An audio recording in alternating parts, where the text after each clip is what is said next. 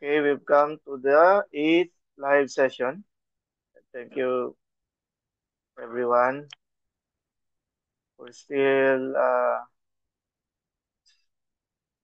joining in the live sessions. Okay.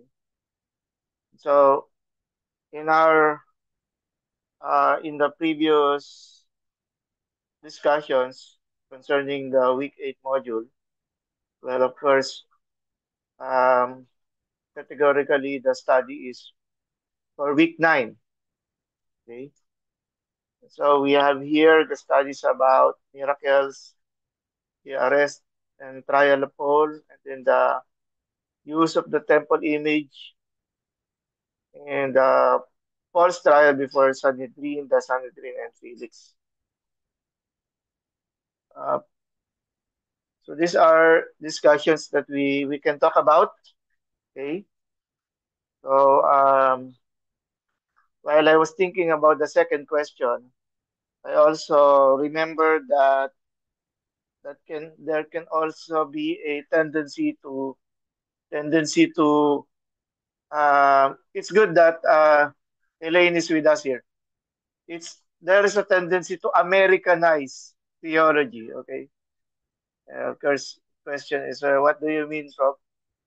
Uh, uh, for example, in the case of missionary movements in the Philippines, yeah. Yes, that's okay. Of course, you can always skip to the next session. That's question of Kasaya. Okay, so there is always this tendency to Americanize theology, and that is um, due to the succession of missionary movements, first during the turn of the century, 1900s, after the, after the Spanish-American War. And then the next was after World War II, that's during the 1950s perhaps. And then the third, of course, there is still a ongoing foreign um, missionary engagement, not just with the U.S., but we should say even South Korean missionaries, or um, missionaries coming from Europe, such as OMF missionaries from the Netherlands or from Germany. So, okay, so Dr. Sophia keeps repeating the term eyewitnesses. Of course, this is not her novelty. We could see that even Luke's description of the writings of the Gospels. He calls himself as a reporter in the Gospel of Luke, for example. He consulted directly with the eyewitnesses. And as we can say that um, line of journalism, if you allowed me to use the term journalism, that was also used in his analysis of the miracles. And we can say some of which he might also experience firsthand during his uh, part with the missionary journeys of Paul. And so, okay, so what is the significance of treating healing and my miracles as eyewitness report? The second is um, how should we challenge a Eurocentric interpretation of miracles? If you recall, that has something to do with the completely dismissing the. Of course, it begins with the existence of God. Okay, before miracles can be put into question, God was already brought uh, into the examination table, whether God really exists or there is a plurality of religions. So what do you do with that? If all religions are just treated equally, uh, and that is to include Islam and Hinduism. And for uh, Southeast Asia, that includes Buddhism. There are even types of Buddhism when we talk about it. And then, of course, the concept of miracles in the Book of Acts. And of course, the third, the use of temple imagery to address the division between Jews and Gentiles. And then, with regards to the, let's say, missionary journeys of Paul, why did Paul allow himself to be captured? There was already a warning, and if you remember, uh, or if you read into the story of the return of Paul to the city of Jerusalem, he can find ways to escape capture or to avoid capture. So, but here he allowed himself, like Daniel, no?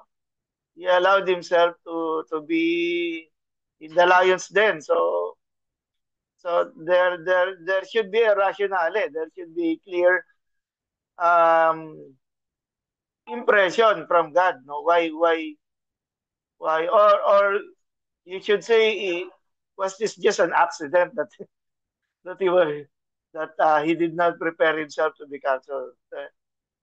Okay, so anyone can respond to these questions.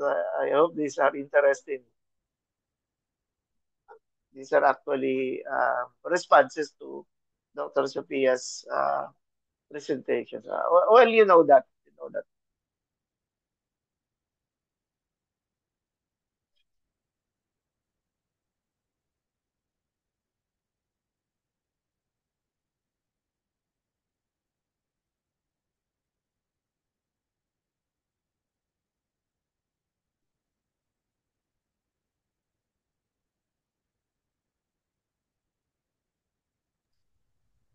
Good evening, Professor. Yes.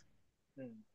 Good evening. What I looked at number two, and I was just trying to look over it where it says, how should we challenge a Eurocentric interpretation of miracles and acts in the book of Acts and today as myths? There are still, even though in the Bible, even when Paul was on his journey, even in Jerusalem, wherever he traveled, there were still miracles being taken place. Mm. And they're not myths because even in today's world, there is still miracles, Mm. signs, and wonders. There is always miracles because as long as the Holy Spirit is present, miracles do exist. Yes. Um, and that's what I was trying to do is to really understand um, and tell me if I interpreted this particular number two incorrectly because there is still miracles taking place. Mm. As long that's the reason Jesus Christ died on the cross for our sins. And he is a representation of miracles. Yes. We breathe, we have our being, Mm. and Jesus Christ is still yet alive inside of us. Right.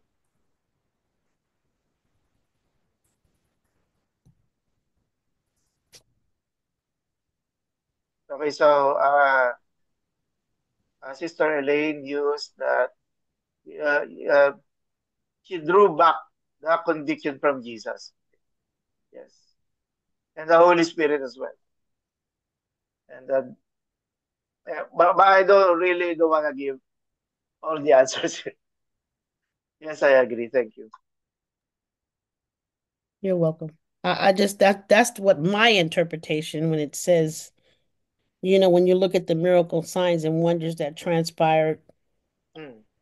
in the journey of Paul as he ministered the gospel and how the blind was able to see, those that were not able to walk, Yes. Um, he prayed for them and they were able to walk. So even in today's world, there is still miracle signs and wonders that transpire. Yes. Yes. Thank you.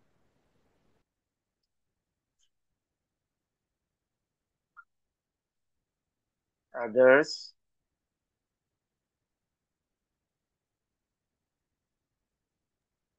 Hello, Prof. That's I it. would like Sorry. to, yeah, I would like to agree also with what our um, Elaine, Elaine Vance, Pastor Elaine Vance, had mentioned about the miracles. I have watched the videos, and I think they have also tackled about this part. But I'm not 100% sure, but I think how I heard it is that for some miracles are just for the past Mm, and not for our time, not for our time, mm, because now for others now it's more on uh, like how the technology, um, how things work now. Even for if you are sick, there's doctors can always find cure. I think there's also a some doctors or some hospitals, some countries already found a cure for cancer where they can turn the cancer cell into a healthy cell. So I believe on this that even this I just want to share also last I think 2 semesters ago I have taken a I think biological science, yeah, biological science, and the professor mentioned that even though people take medicine, even people take ask doctors and doctors help them to get well, it's still part of miracle. It's still part. We can still consider that as miracle. He She mentioned that because without the knowledge, without the wisdom from God, these doctors are nothing. And the wisdom for the scientists that create medicine, it's still from God. So we cannot just put divine healing or miracles in a box where we will just put miracles into something that we will see it in our own eyes that somebody died and then suddenly alive again. We cannot just say it, or we cannot box miracle into something like that. But God works in every day, in every lives of each persons. We can also say that as Christians, we are living in a miracle every day because God already saved us from sin, and we are not living anymore in sin, but we are living in miracles. We are living as a new creation. That is something. And also, I would like to touch also on number 4. Why why was Paul allowing himself to be captured? My personal take on this is that I believe, as we know Paul, before he became Paul, he was Saul, and he is the one who uh, look after or uh, catch Christians and persecute them and even kill them. He even though he is the one who give a go signal to be killed Stephen, and he has done a lot of things to persecute Christians or Christianity. And I believe that Paul, for him, this would spark something from Christianity, a revolution, So he's allowing himself to be captured. At the same time, he wanted to exercise um, his Roman citizenship, and also his because everything, as someone who been saved by the Lord Jesus, especially with Mhm. Paul experience, Oh, that's with so. with, with Paul experience, he's been saved like that, like miracle. His experience of being saved is really extraordinary. So there's nothing for him to be afraid. There's nothing for him to hide. There's nothing for him to like thinking of something like I need to save myself. If you are saved by someone whom you really experience and you realize that everything the way of your living is away from God, and then you realize and God Himself, Jesus Himself, talk to you, call your name. I think there's nothing for him to think of saving himself because his life is all for the Lord already. So, and this might spark, you know, encouragement for the Christians to be bold, to stand on their faith. Uh, he's looking to be, I believe that he want to set an example, that where even on our death, we could still live, we could still serve God, and we could still continue without denouncing our faith in the Lord Jesus. Thank you, Pro. Yes, thank you. I remember in the Book of Acts and some testimonies in the Pauline letters, Paul had the experience of both running away. He also experienced moments of running away, but uh, at times that prison caught up to him. In fact, he was even stoned to death. No, no, no. People tried to stone him, but he did not die. No, the term stoned to death is really, you see the result now. Um, so it's like he experienced everything. Of course, this was prior to the shipwreck that happened during his arrest and his journey towards Rome. Okay. So thank you, Pastor Jasil, for that addition. Good day, Others? Professor. Yes, yes, Judy. Good day. I just wanted to add fourth point. My contribution is that one word that I could say how Paul was. He was zealous for Christ. Come what Yes. may, I don't mind. My job, my mission is to share the gospel, is to reach out.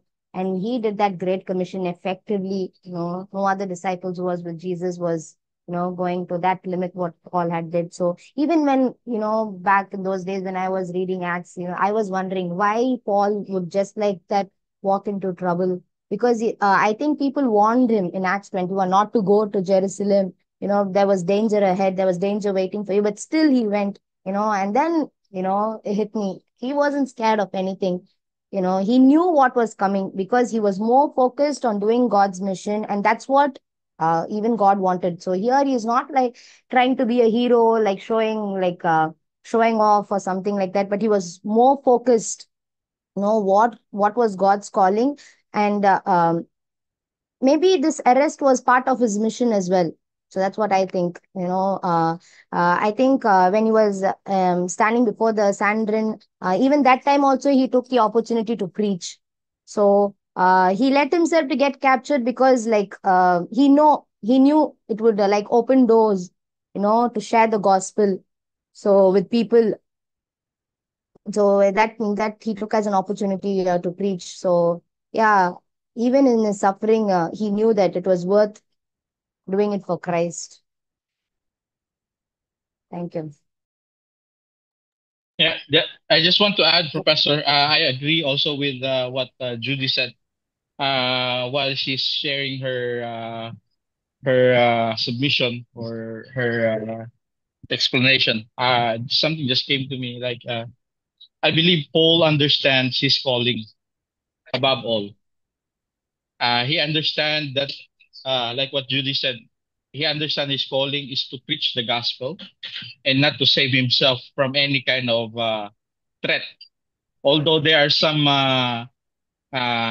chances that he almost got killed, you know, but Paul understands and he really he don't want to he don't want to abandon his calling, which I believe it's the same thing, for us, all of us here, for attending this class.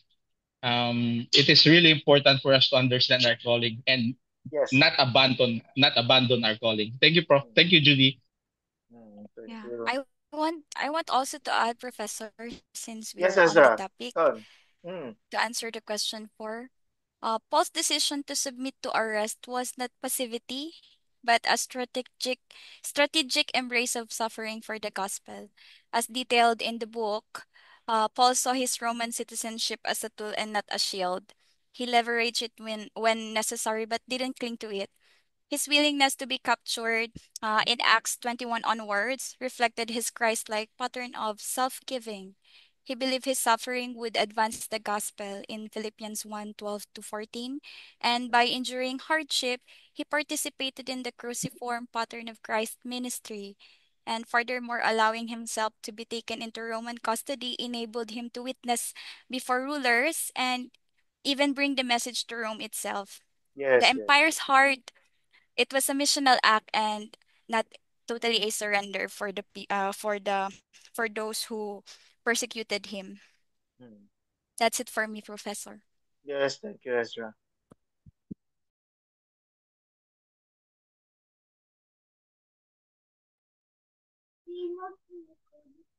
Any additions?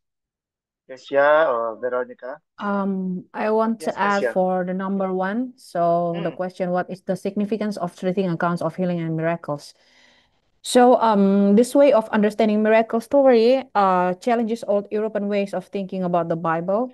During the Enlightenment, some scholars from Germany, like Rudolf Bultmann, say that miracles couldn't be real because they didn't fit into a scientific view of the world. But this kind of thinking ignores the fact that the people who wrote and kept the Bible believed that God could do miracles. It also pushes aside the beliefs of many Christians around the world, especially in places like Africa, Asia, and Latin America where miracles are often seen as normal and important part of faith. Seeing miracle stories as eyewitness accounts also support the faith of today's global Christians. So it will be a proof that it is not only a myth, but this is a true story. So I think this is really important. Yes. Thank you, thank you. It's important, right? There's Veronica. Yes. Hello. Hello, good morning. Well, if I want to tackle the question three, Mm. said, Mm. how does Paul use the temple imagery in Ephesians 2:11-22 to address the division between Jews and Gentiles? Um, during before Jesus died, we had the temple was divided, and the Gentiles were not able to go into the courts of the Mm. Jews, the Mm. inner Mm. courts of the Mm. Jews. Mm. So there was separation. Mm. But when Jesus died, this separation, the curtain in the temple was torn, and there was no division. There wasn't any separation again. So mostly Paul used to say in Christ, there is no Jew or Gentiles. So this brought unity. This symbolizes unity. And there, after, after the unity too, Paul was talking about them becoming one body as Christ did. So the temple was not separated again. There wasn't any Jew and there wasn't any Gentile. In Ephesians 2:11-22, that's why Paul used the temple imagery. for us to understand that now there is no division, because there is nothing that has been reserved in the inner courts for the Jews. Please, thank you. Yes, thank you. Wonderful. And that event also touches of course, the death of Christ, and the curtain that separates the Holy of Holies was torn down miraculously, okay? Symbolizing the God's openness is not only exclusive for the high priest, but for everyone. Maybe one last more before I give my responses. But actually, I think we captured most of the insights that was discussed. In fact, I think Dr. Sophia's rhetoric in Module 8 was really about the reality of miracles. Of course, this was already being discussed since the first discussion, because to accredit the coming of the Holy Spirit at Pentecost, that's really supernatural. That's only something that God can do. But you can see the effects. So if these people, beginning from that experience at the day of Pentecost in Jerusalem, um, um, experience the reality of a miracle, then we should also consider that one. Even our confession, even our even the um, coming to Christ, uh, repenting from our sins. This is a godly work. If you would agree with becoming um, a believer is a miraculous experience. It's not just a thing of the head. It is not just a mental exercise. It is not just signing up a form and joining a specific religion called Christianity. No, it's really something that God can do. It is a work of God in our lives. Of course, um, that is when you expand to the discussion or the conversation about miracles, we think of activities that happen beyond scientific limitations, such as the Eutychus, the man who was listening, that he fell asleep and he fell two different meanings of the word fall. No?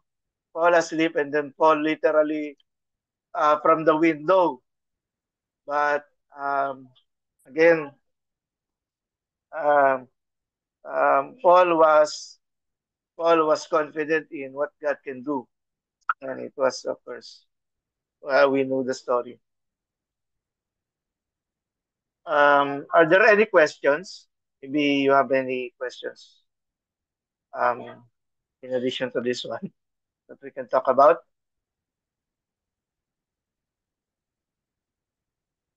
It seems none. Okay, I think we are already done with the first question. Now on the second one, it is just a matter, of course, when we come to issues where people disagree with, you always stand with the evidences, and that is evidence is really goes as what Sister um, Elaine's mentioned. She went back to the reality of what happened in the Lord Jesus Christ. Of course, that also includes the resurrection. So, and if whether you're aware of it or not, even the reality of the resurrection was challenged in the of course, not only, I don't want to single out European theology, but perhaps everywhere the concept of the resurrection is being challenged. So it is really on the matters of how we stand up on the conviction that miracles continue even up to today, and everything that we believe in, that Jesus is the same as what Hebrews described. Jesus is the same yesterday, today, and tomorrow, or even forever. So it's hard to see that the working of miracles from the apostles. Of course, the source is Jesus. Happened only in the past, and it's not going to happen today. I think that will be that that points to a different Jesus, a Jesus who is less powerful today. No? And and there is always this human or anthropocentricity, human centeredness, that we do not need Jesus. We can all, everything that we have, no science can provide. But we go back again with regards to that argument. We go back to God's creating power. That it is God who created all things, and it is just for science and educators to discover the beauties, no, of what God did, and how these um, um, created things that science tries to quantify and categorize. Everything really comes from Him. And so we do not dismiss the role of medicine as well, that God can use medicine, because these medicinal plants or these sources, everything was already placed there by God in order for us to enjoy and to use for our um, uh, physical benefits. And remember, the Lord does not want people to get sick, because sickness is considered to be part of the effects of the fall, rather than He wants us to be healed, no, through medicine. On the third, I think, yes, Sister Veronica mentioned on the temple imagery. Those who are part of were now brought near, or we should say, those who are excluded. And in the temple architecture, there is really a court of Gentiles. There's a court open for Gentiles, which means the Jews or the Israelites, or to say, even going back to the Solomonic Temple. Of course, there is again a big question how similar is the Solomonic Temple with the temple that was established by King Herod. But again, that's another um, topic to discuss.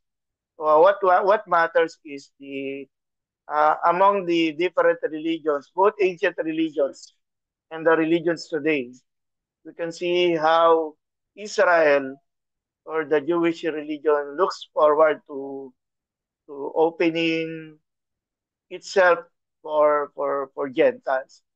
So that is how the Old Testament is connected with the New Testament. And again, with regards to the fourth question, yeah, this we can end. Um, Again, Paul had the opportunity to avoid capture, and but he did not. And so we remember that when there were Jews in Asia Minor who were against Paul, were creating a chaos. So we can see Paul was trying to avoid them, running away from them. So he would be moving from one city to another. And so we can say that this type of Jews, were perhaps, if Paul allowed themselves to be captured, then he would be executed in a foreign land, no? Foreign land. Part of it is culturally there is this desire to, if you're going to die, you want to die not in a foreign land, but in your own land. But well, of course, we're not really talking about false death here, but rather his avoidance. Um, I believe one of the reasons he allowed arrest is he wanted to reach out even to the top leaders in Jerusalem. Of course, looking forward to the Roman Emperor is really a quantum leap, no, a big leap forward. Unless if the Lord Jesus Christ already revealed what's going to happen to him in the future. That we could not tell because that's not explicitly described. But we remember Peter and the rest of the apostles when they were in the beginning chapters of the book of Acts. They were forbidden, they were commanded not to preach about Jesus. Instead, they continued. We see that parallel here. And this time it was Paul who wanted to talk to them. But in this sense, he was a former persecutor of the Christians. One of this is that he wants to put the message of the gospel in the faces, no? In their very faces that he once was a persecutor. He wanted to tell everyone that they are all wrong. That Saul was, okay, of course, there is this really, you are right, I am wrong thing that we can find here, but this is really about even preaching the gospel to them. And who else did we find here? Even King Herod, no? One of the children, no, of the Herod. Um, he wanted to, so he was Paul was really reaching out to the top leaders among the Jews. And what else? Um, Perhaps one of the reasons why he allowed himself, because the other side, if Paul would allow himself to be captured, then that will limit his missionary efforts. But we can say here that the early Christian missionary movement was already in place. Perhaps Paul, by being arrested, he wanted them to stand up. That these people involved in the missionary in missions during the first century activities, that is to include these disciples Timothy and Titus, that they can stand on their own, even with less. No? I don't want to use the term even without him, even with this less with lesser participation. So part of it is that he wanted them. He wanted mission. It's like a message. It's of course it's going to spread that their leader Paul was arrested. It will spread everywhere. So what are you going to do? You just let the dream die on itself?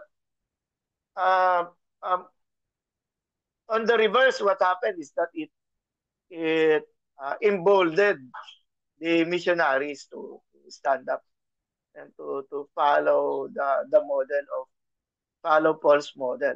And I hope that is also a continuing message to us, not only with regards to not only about the conversation or discussion about miracles, but also the seeing Paul as a model of his vigilance and his courage that he continues to speak to us even to our time today. Okay, I think time is up. And so, what else? So today we are in week, of course, considerably we're talking about module A, module 8, but it is now week 9. So we may not meet again next meeting. That falls on week 10, and I want you to really focus on the requirements, especially for those who are taking 3 or more subjects in SUM. That's really a lot. So how do we end this?